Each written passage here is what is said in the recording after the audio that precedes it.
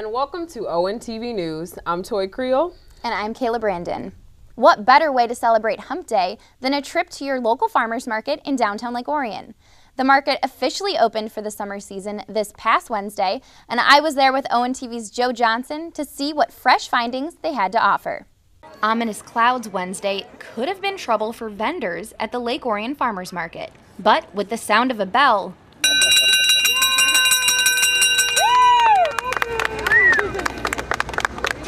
everyone look over here!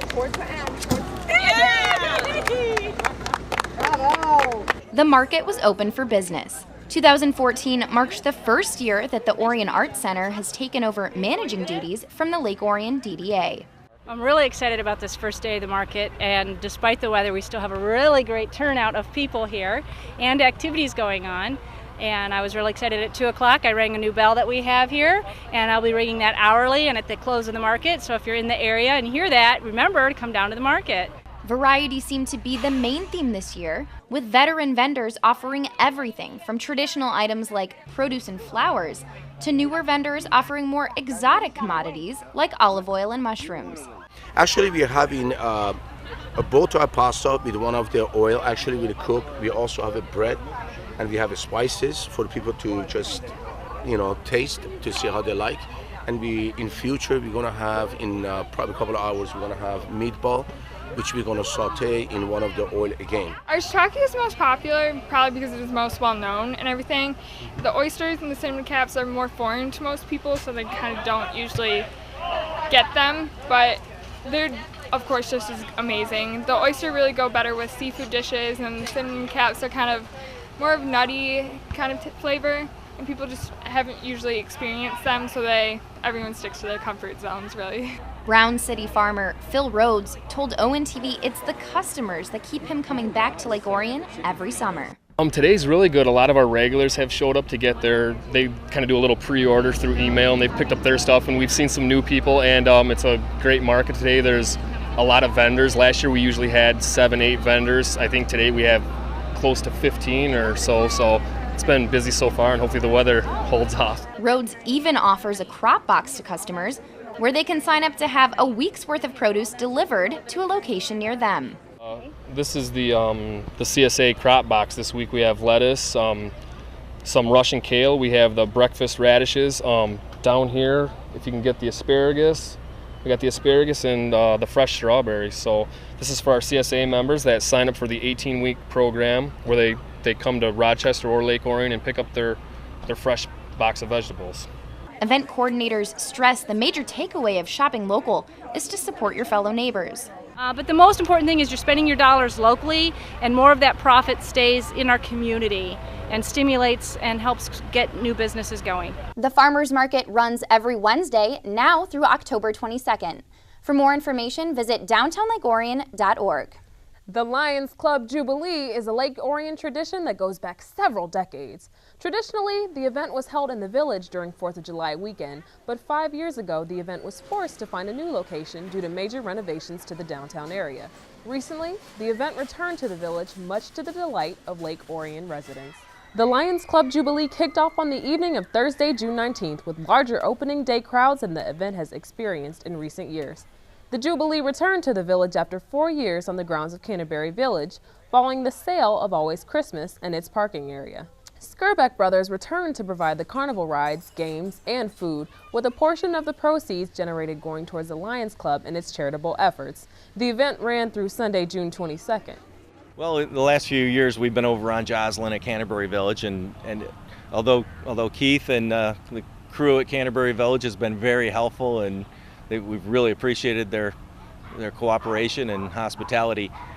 We think that being back downtown, we've had a lot of reception on Facebook and on our website, and people are talking about it all over town. Just the tradition of having it back downtown where it belongs, And when you're driving north on Lapeer Road, you look down the angled street of Broadway, and you see this giant Ferris wheel, and it's just, we think, going to attract so much more attention from people out of town, people heading toward Lapeer and Ortonville and things like that, that we think we're going to get a lot more attendance this year than we had. We had to leave Canterbury. We looked at other possible locations, but the village had wanted us to come back, and you know, the downtown area is beautiful now with the new streetscape project. So those in attendance on opening day seem to be happy to see the Jubilee return to downtown Lake Orion. How do you like this location versus Canterbury Village? A lot better because the location's more easier to get at. It's nice having it here because we live just down the street, so we're able to walk. Last year we drove, it wasn't far, but it's nice having it right local downtown here. Yeah, I like it here. Why do you like it here? What's the best part? Well, it's downtown and where my homies more are people at. live around here, so it's easier to get here and everything. Yep. I like this much more. This is better. It's closer to home for us. We live really close by, and I like having things downtown because we like supporting the downtown businesses too. I mean, I think it's nice being downtown with a little bit more of the community feel. When I was at Canterbury, it was nicer. It was a little bit more spread out. It seemed like there were more rides, but I mean, it's nice to be back downtown with the community involved. the long-term residents, people that used to live here, that have moved away, that wanted to come back. A carnival in the middle of town is small town like Lake Orion. It just fits. Returning to the Jubilee after an 18-year absence was the beer tent. The 80 by 80 tent housed food and entertainment throughout the weekend.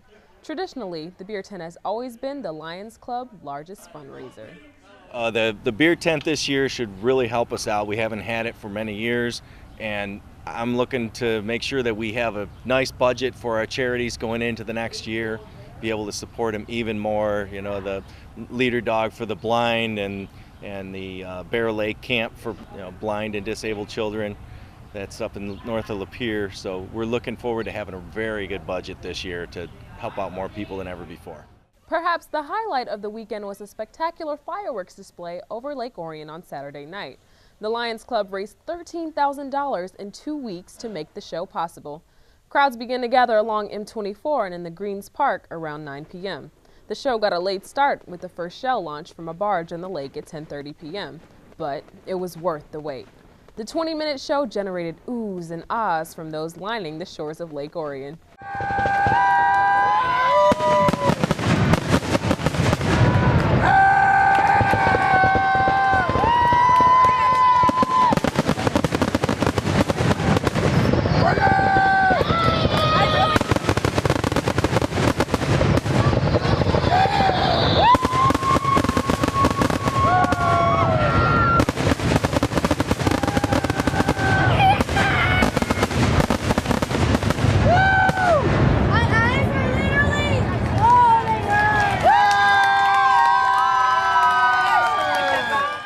Keep in mind, the Lake Orion Fireworks Association is planning on having a fireworks display of their own on the 4th of July. For more information about that event, visit lakeorionfireworks.org. As the school year came to an end, the seniors at Lake Orion High School bid farewell to classmates and teachers as they collected their diplomas during graduation. 555 members of the class of 2014 assembled for the last time at DTE Energy Music Theater on Tuesday, June 10th. Lake Orion Community Schools Superintendent Marian Giannopoulos recounted how she came into the position when the class of 2014 were only freshmen. She talked about academic and athletic records, as well as records for freezing temperatures, snow accumulation, and school closures this past winter. I want to share a couple of tweets that I received from this class. Ready? Shout out to Marian Giannopoulos for snow day number 10. We should send Marian Giannopoulos a gift basket to show our appreciation. Hashtag snow days forever. I am still waiting for the gift basket. Then I started getting advice tweets from you. The light at Lapeer and Stadium is still out. If we have school tomorrow, it's going to be a nightmare. How about this? If this gets 20,000 retweets, can we have a snow day tomorrow? And on the few days that I canceled, and you realized that we were going to have to start making up days, your tone changed. Don't cancel, please. I need to go to school tomorrow. Those are the exams I knew I was confident that I would pass. And on one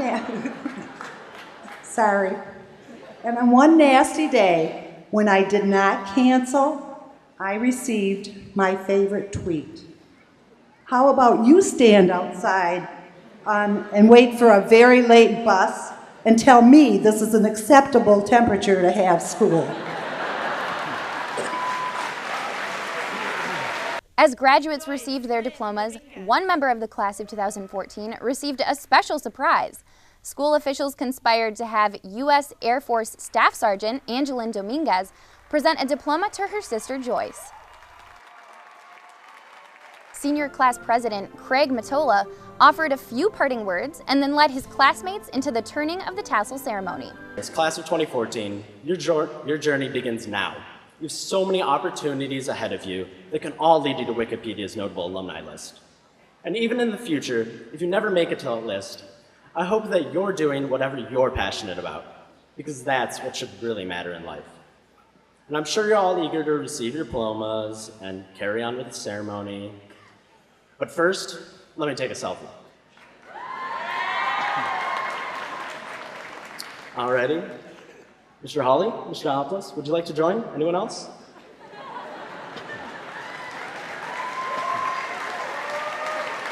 All righty.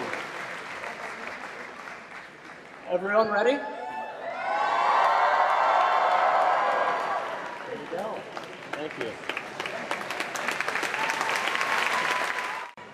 Class of 2014, would you please stand?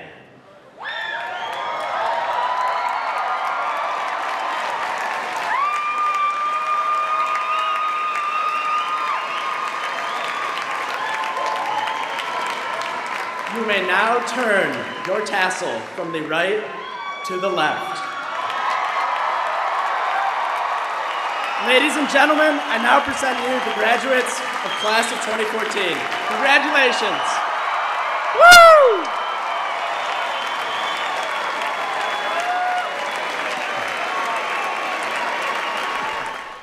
We here at ONTV would like to congratulate the graduates who served as interns or volunteers at ONTV and wish them the best of luck as they pursue their careers.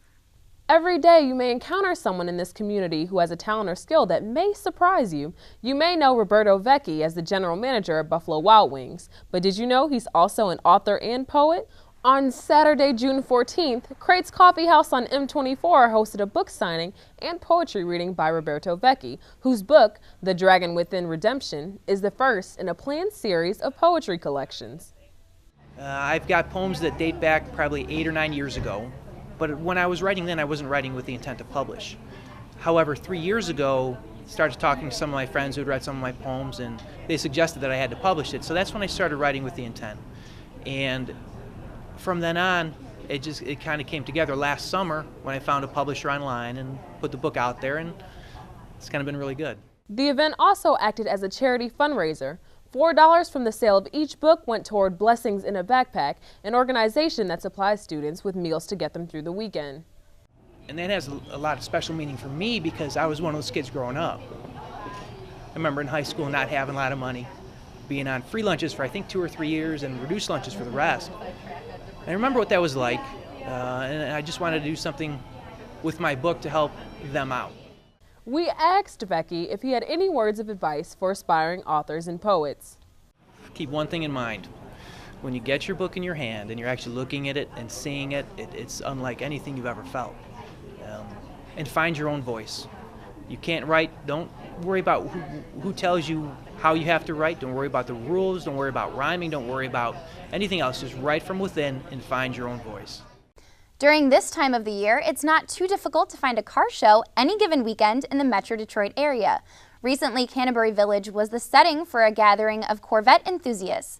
ONTV's Joe Johnson found out this car show also acted as a fundraiser. On Saturday, June 14th, Canterbury Village was the site of the 10th annual Corvette Fest. Approximately 120 Corvettes were on display throughout the grounds, with about 40 to 50 belonging to members of the GMC Corvette Set Club who hosted the event. Well, Canterbury is great. Number one, they work with us on this. We feel it's a kind of a good for both parties. We bring people in who want to attend the show, which helps Canterbury Village and the other vendors here, store owners, and they provide us one of the, if not the best location for a car show in the greater Detroit area. During the event's 10-year existence at Canterbury Village, Leader Dogs for the Blind has been the sole recipient of any money raised at the event. A silent auction featured 140 items in gift baskets, including 6 tickets to the 2015 Indy 500. We're told over $140,000 has been raised for the organization over the past 10 years. Well, the funds raised from the Corvette set go to help our clients who are blind or visually impaired, and all of our services that we offer at Leader Dogs for the Blind are free to our clients. So they don't have to pay for anything, so every single little dollar that the Corvette Club raises, and they don't raise a little bit, they raise a lot, is helpful to our clients. Members of the GMC Corvette Set Club come from all over the Metro Detroit area. The club's motto is, "We joined because of the car, we stay because of the people." Larry Dixon of Rochester Hills is the owner of this 1961 Corvette that's been in his family since 1972. I'm a C1 fan. I have nothing. I do love the 2014s and the new one, the C7s. But personally, the cars that really get my attention are the C1s. From 53 through 1962. I of course have a soft spot in my heart for the 61. But I like the contrasting coves. I like the big white walls. That was the last year for that. I think the styling is just immaculate. So if I had to do it all over again, this is the car I'd select. Bob Crane of Bloomfield Township has owned 6 Corvettes. He currently owns a C7, the newest generation of the Corvette, which came into his possession this past December. You compare it to a Viper or a Ferrari or something like that, the value is much better. They're much less money, but they got all the toys and all the looks and everything that you'd want. It's a very nice car. I'm happy with it. Do you have an era that really is you consider your favorite, or is it the newest one that you come into possession as your favorite? The newest one's my favorite. Robert Frank of Clarkston bought this 1969 Stingray in 1986. He restored it to the condition you see it in today. Well, you know what? Every time I look at it, I think of a woman's body. I probably shouldn't say that, but it's got the lines of a woman's body, and I just think I think the C3 series is the best of the cars. In your opinion, what is it about this car? I think it's Americana, it's GM, it's General Motors, it's the history of the car. From 53 to 2014, there's Harley people and there's Corvette people, and I think they're equally passionate about the brand and what comes along with the vehicle. That's what I'm here with my wife and 2 daughters, and they appreciate the experience. Well, I guess I'd say because it's still, and has been for quite some time, America's true sports car. Since it was first envisioned back in 53, got performance in 55, got its first V8 then, and ever since it's been on the cusp of performance for American car owners and for American sports cars. It's racing, in fact, today at Le Mans with the new C7 edition, and it's the best value for the dollar in the world for a performance sport car. For more information about the club, including a calendar of upcoming events, visit gmccorvetteset.com. From Canterbury Village, I'm Joe Johnson reporting for ONTV News. The next major event scheduled to take place at Canterbury Village is the 8th Annual Hot Blues and Barbecue Festival, scheduled to take place Saturday, July 12th from 3 p.m. to 9 p.m. For more information about upcoming events, visit canterburyvillage.com. The Oakland County Animal Control and Pet Adoption Center was in for a big surprise when they went to Walden Middle School on Thursday, June 12th. Not only were they greeted by 7th grade teacher Gwen Anderson and her smiling students, but also large bags of dog and cat food, toys, and what else? A setup in the home ec room where the students would make dog treats and blankets while hanging out with a few furry friends. We're going to kind of hang out with the dogs, make some treats, make some blankets, and have a little bit of fun. But why was the adoption center staff at the middle school in the first place? They came by to personally thank the students who had a penny war to raise money for the animals. You guys were so generous, and I just can't thank you enough. The dogs can't talk and the cats can't talk, so they asked us to come and talk for them, and they wanted to say thank you. We wanted to come here today and thank them and have our animals thank them, do a little presentation, and I think they're going to make us some treats and some blankets, so it's all good. They're giving back to the community, and we're very appreciative of it. Social studies teacher Gwen Anderson came up with the idea because it was something she did in middle school. She collaborated with the student council, and after a few rules were set up, they introduced it to the students. It's kind of like a homeroom, but a class where our kids can really build relationships with their teachers. And it was divided by stars, so each star had a jar, and it was in the lunchroom. So pennies were positive, and silvers and dollars were negative, and it was kind of anybody's game. This was the first time the middle school had done a penny war, and the results exceeded expectations. And within about a day, we almost hit it. So I said, all right, I talked to my student council kids, and we were like, all right, we'll raise it to $1,500. And after the second day, we had already pretty much passed that. So we just kept going, and we ended up getting to a little over $3,000. $3,000 raised by one middle school. How'd they do it? Teamwork, parent help, and keen determination. I had like just pennies and stuff lying around my house, so I gathered up that stuff. And then we could also bring in like dollar bills and trade it in for rolls of pennies. Anderson said the idea of saving a life really inspired the students. Seeing the animals, bringing the cats and dogs into school was their biggest driving factor, and they really wanted to give back to the cats and dogs in the community. But what's even more meaningful about these kids is their own personal reasons for helping the animals. It's nice to actually help them out and make sure that they're safe and get things that they get to eat and lay down and be comfortable. We need to help them and get them to safety and families. All proceeds will go to the Animal Control and Pet Adoption Center towards things they normally might struggle to pay for, such as food and medical bills. Throughout the year, the Orion Area Chamber of Commerce hosts monthly luncheons and other events to allow its members to network. Recently, the Chamber hosted a get-together that was a little different than their normal gatherings. On Thursday, June 5th, members of the Orion Area Chamber of Commerce gathered at Willow Creek Golf and Sports Complex on M24 for the Chamber's annual picnic sponsored by Knights Tent and Party Rental. It was the third year in a row Willow Creek hosted the event, and attendees started the event off with 9 holes of miniature golf.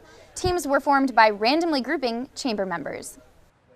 But we like to force people to meet others that they may not know, because that's how they build relationships with each other and network, and then our businesses will use each other when they need a product or service. So it's really an important thing for the chamber to help people make those connections.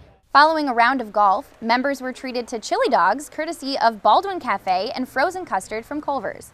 Prizes were handed out for the lowest score and highest score. Alex Mackey of Walden Lakes Apartments received a nice gift basket for his winning score of 24.